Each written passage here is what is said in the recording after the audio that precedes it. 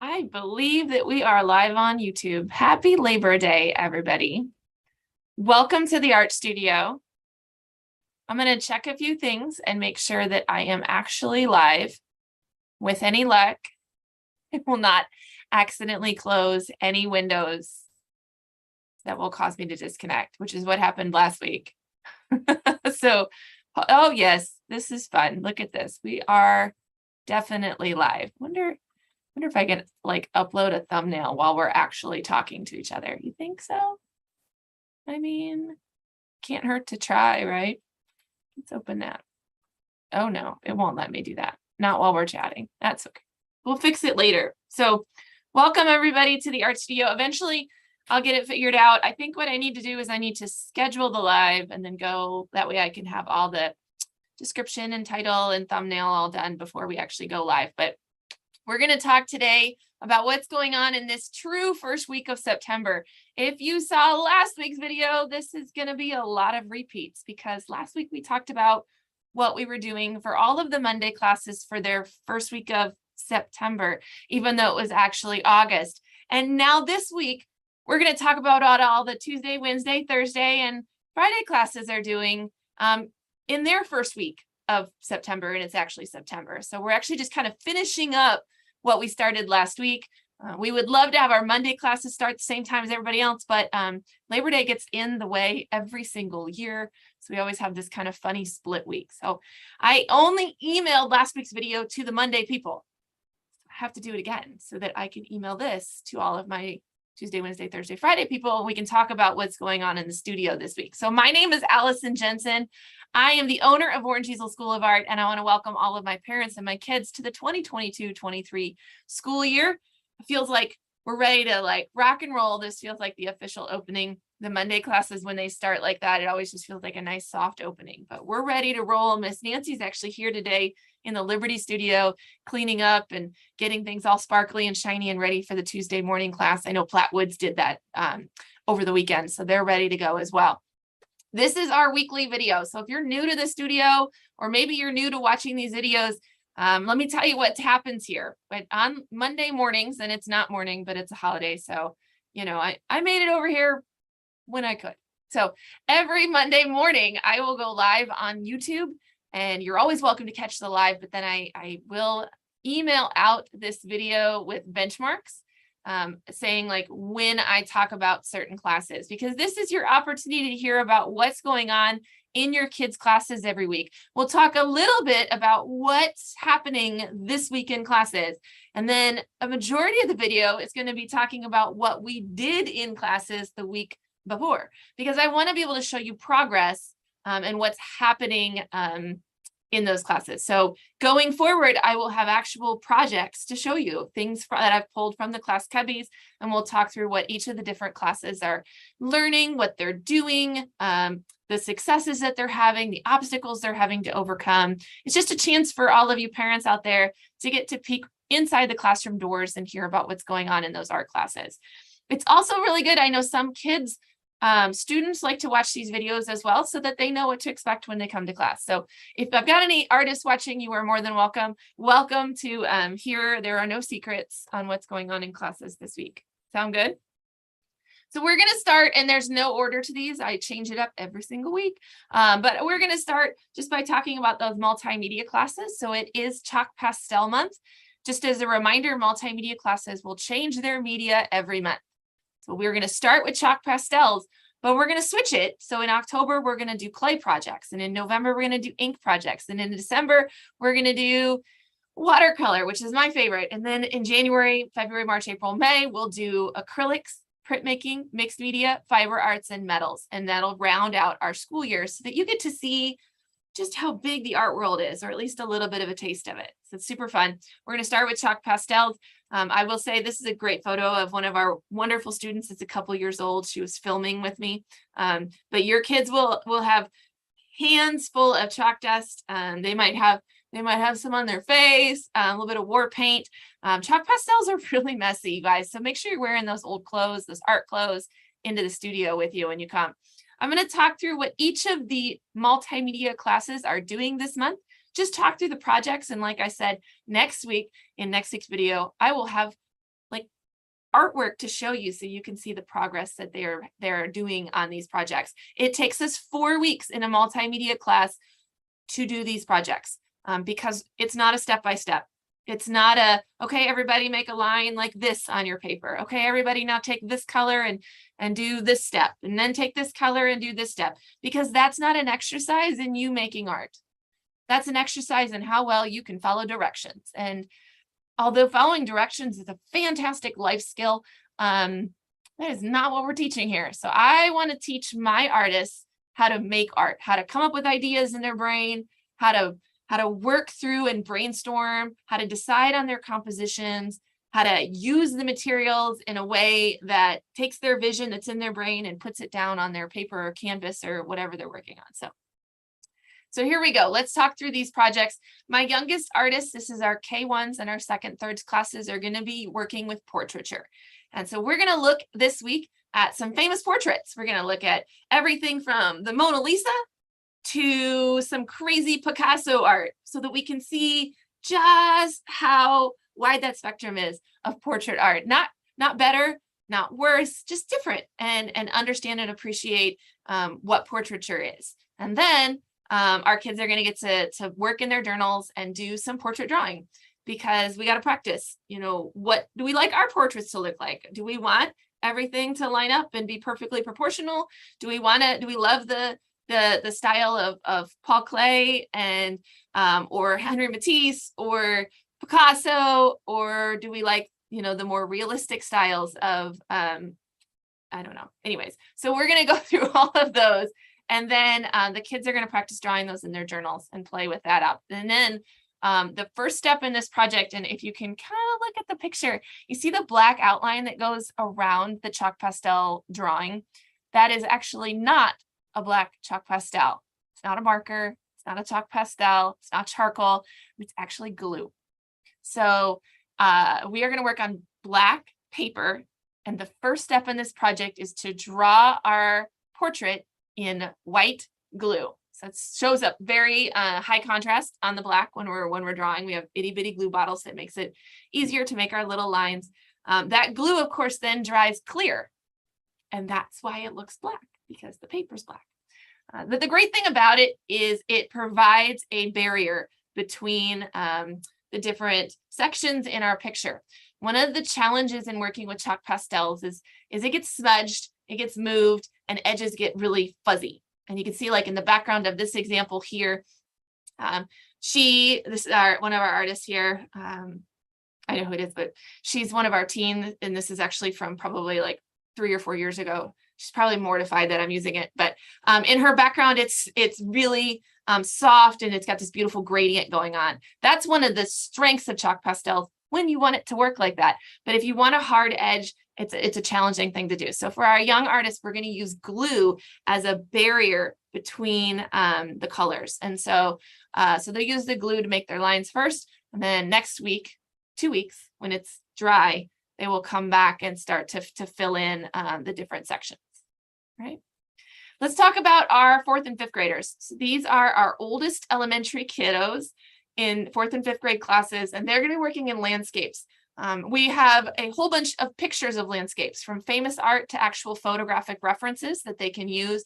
A lot of our landscapes, we're going to learn what a landscape is, what horizon line is, a lot about composition.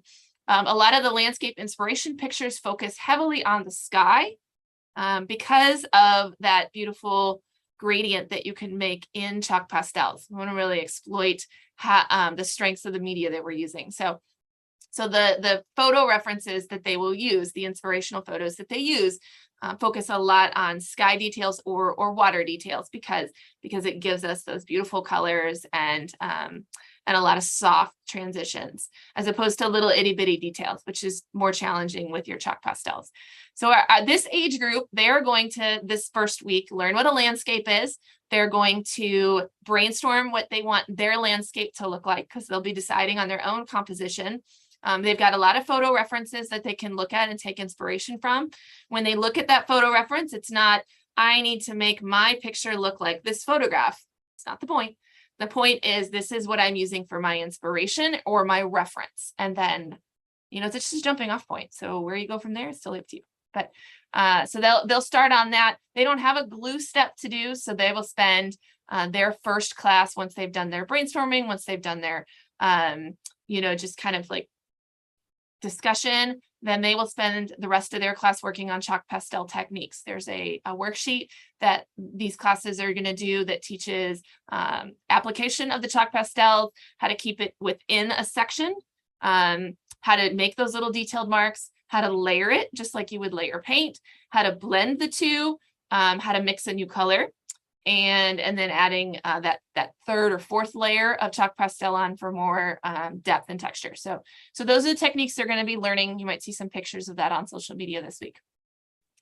And then my last group, and this is my oldest group, so it's all the middle school, high school classes. So that could be a middle school, high school class. That could be the 6th, 7th grade classes. That could be the 8th through 12th grade classes. They are going to actually work on a sea creature of their choosing. So again, this isn't like, hey, we're all doing sea turtles, everybody do this step. That's not how it works. We will introduce the subject. There are a lot of reference photos for them to look at. In this age group, a lot of them have their devices with them and they can actually Google their own reference photos.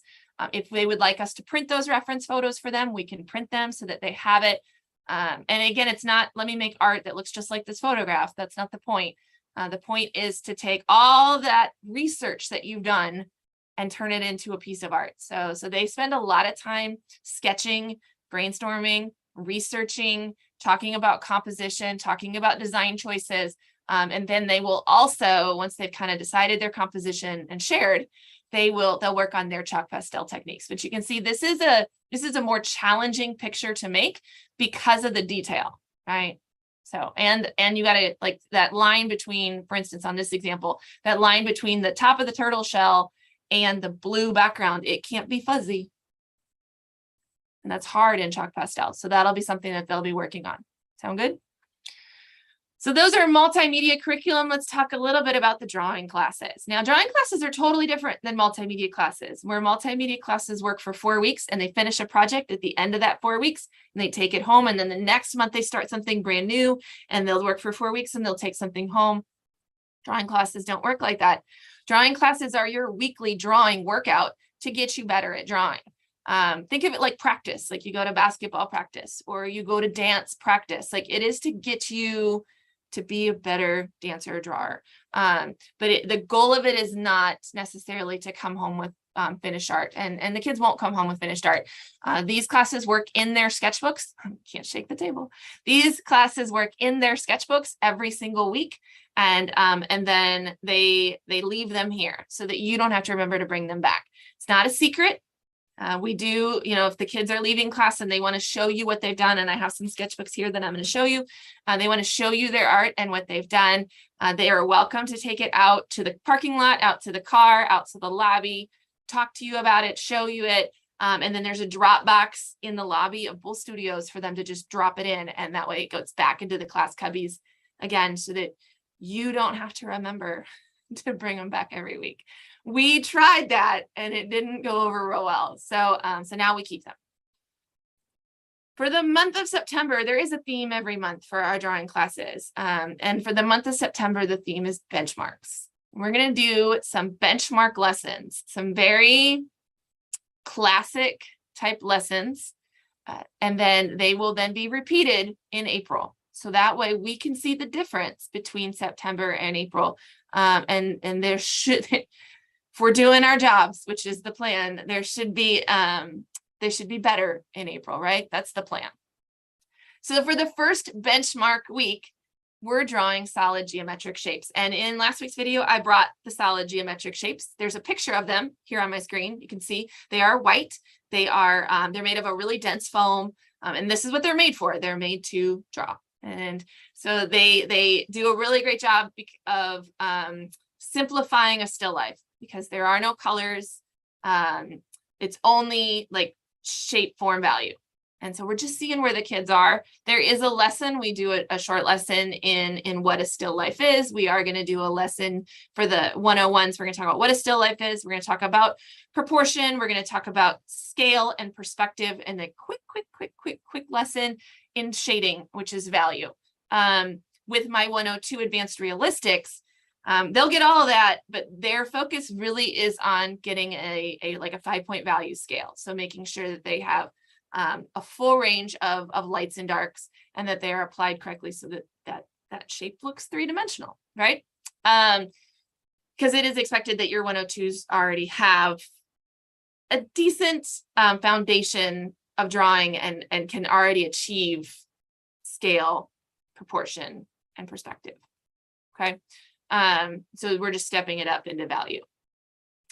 My 102 comic drawing rarely does the same thing as my 102 advanced realistic, but in this case, we are. And I want to show you some examples of their work, because Liberty had their 102 comic drawing class. We have not had a 102 realistic class, and that's where I'm at. I'm in Liberty, but I did pull journals for 101, and so I thought I'd show you what it looks like. Now, granted, these are pencil drawings, so they're a little bit light, but you can see some of our younger kids as they worked through getting like the prism, see the rectangular prism there, getting those angles right, getting the value right, blending in the shadow. Here's another one of our 101s. These are our kindergarten through like 3rd grade drawers. So we're talking, 5-year-olds to 8s, 9s. Sometimes once they hit 9, they move to 102s, depending on if they're ready. And then for my parents, I wanted to show you this. I didn't have it last week, but I'll show it to you this week. On the back of their picture, it will have what the curriculum was for that week, because that helps you know what they're learning, to ask more specific questions. Verbalizing art terms, verbalizing art theory is hard, and it's something that we work on because we talk about our art. We have a lot of discussion in both classes about our art, learning to talk about art, learning to critique art, and that just the vocabulary in and of itself is something that we have to learn. But this will help them to talk to you and you to talk to them. So you can see it's just a little sheet that says what the goals were and what the lesson was for the week, what the theme was. And that goes on the back of every lesson. So you can see it's on the back of this one. So those are our 101s. My 102s for comic and anime, like I said, they don't normally do the same thing, but this lesson gave us a chance to see what their skills were in scale, in perspective, in form, in just kind of a general realistic drawing. And then it gave us a chance to give a lesson in inking. So they will get a more detailed lesson in inking. This is one of our 102 students who's been with us a while. So, but you can see she has created a value, pointing is hard. She has created a value scale here on the side using cross hatching. And this is a 5-point value scale. So it's hard in ink because in pencil, to make it darker, we just push harder, right? But in ink, it doesn't matter. It's only one color, it's black. So we use cross hatching or scrumbling, that's this one right here, or stippling, which is this one over here, are the different inking techniques that they played with, and then they drew them, and they drew their shapes and forms, and then played with those inking techniques. And you can see she has her form on the back, as well as an assessment, which I won't share because that's personal, but she has her assessment. Okay. The younger kids, we don't expect them to necessarily have a written assessment because most of them are pre-writers. We have some that are just learning to write, and we will encourage them to make an assessment. But we will give them time to think about it, even if they can't write it. This is new to us to do this kind of reflection, and to have time in the class to do that reflection. But it's really important, I think, for what they're doing. So I'm excited to see, like I said, we only had one day of these drawing classes on Monday last week. So I'm excited to see what our Tuesday through Friday kiddos can do. Yeah. So those are our drawing classes, and what they have going on. Like I said, that's the first lesson in benchmarks. There will be 3 more lessons for Drawing 101 and Drawing 102 Advanced Realistic, and 2 more benchmark lessons for the comics, just to kind of feel it out and see where we're at. Okay. And we'll talk about, we're not going to overwhelm and talk about the whole month's curriculum. Although if your kids want to know, we have the whole year done, or not year, the whole semester's done. The whole year is planned out. The whole semester curriculum is done and written. So if they're like, my comic kids are like, when do we learn hair? I want to learn to draw hair. We can tell them exactly what week that happens. So, things like that. The other great thing about having all the curriculum written out and drawn out and having those forms is if your kids miss a class and they come in for makeups, say it's been 3 weeks and they come in to make up a lesson, we've got all of that information for them. They've got a spot in their sketchbook where they can work through the lesson. All right, I have some housekeeping notes. This is actually last week's slideshow. And last week we didn't talk about fundamentals, but this week we are going to talk about fundamentals because fundamentals start tomorrow. So before we get to communication, I've got, I do want to talk about fundamentals. I just don't have a slide for it. So fundamentals are our preschool classes. They are for my 3 to 5s, the 90-minute class that happens first thing in the morning, Mondays at Flatwoods, and then Tuesdays at Bull Studios, Thursdays at Bull Studios, and Fridays in Liberty. Right, so we have each studio has 3 classes a week, and we have wonderful preschoolers that come in. There's a lot of movement, a lot of variety because they're preschool. So we don't sit in one place for very long, and we are excited to get our school year started for our preschoolers. So I want to talk about what they're going to be doing this week. So my Tuesday kids start tomorrow. My Thursday's kids start this week. My Friday kids start this week. And then my Monday kids, they start next week. So let's talk about what's going on in the fundamentals classes. Our theme for the month is dots and circles. And so we're going to look at a lot of history, art history with dots and circles. We start with the art of Kandinsky because he's known for that concentric circle art. And we're going to read the book this week called, I should have brought it. It's called a book. No, it's called The Book with a Hole. And it actually is a book with a hole in it. It's a very interactive book. It uses illustrations to turn the hole when you open up the book. So like this is the book, right? You open it up and there's a hole cut right in the spine. And so when you read it, like the hole is like the hole can be a bunch of different things. And sometimes it's like a creature's mouth, or sometimes it's like a basketball hoop. But the hole is different things depending on what page you're in. And like I said, it's very interactive. And we like to kick off our year with that because that way when we go to stories, the kids are participating in the story. It's just a good way to start the year as opposed to them sitting down and just listening to us, which is just boring. So we will read a book with a hole. The kids will make their own holy art. We're also going to make all a bunch of different dot art that looks like Kandinsky's art. So we'll do some oil pastels and watercolor Kandinsky art. Now that is like, there's an arrival activity. There's the time that we spend reading the story and the art history lesson. There's the journal time. And then there's an art project time that takes about half the class, half the 90 minutes. And then for the remainder of the class, we spend the time just playing and exploring creative stations throughout the studio. So they get the best of both worlds. They get a little bit of like a lesson and a project, and then they also then get some time with just free play because they're, little kids. So we're looking forward to starting a fantastic school year with our preschoolers. I know there is still a few spaces open. So if you've got a little one and you're looking for kind of a creative outlet or a preschool type routine that isn't a preschool, or something to do on your off days from preschool, check out the studio because we would love to have you join us. It is not like the summer, so you can't just do one class. You have to sign up for a minimum of a month with us because some of our projects and lessons, they cross multiple weeks. So it'll take us multiple weeks to finish a project. Okay. All right. So now we know about fundamentals. Now we're going to talk about communication. So this is probably my biggest job. Is communication. This is what I do. I talk to people and I send emails.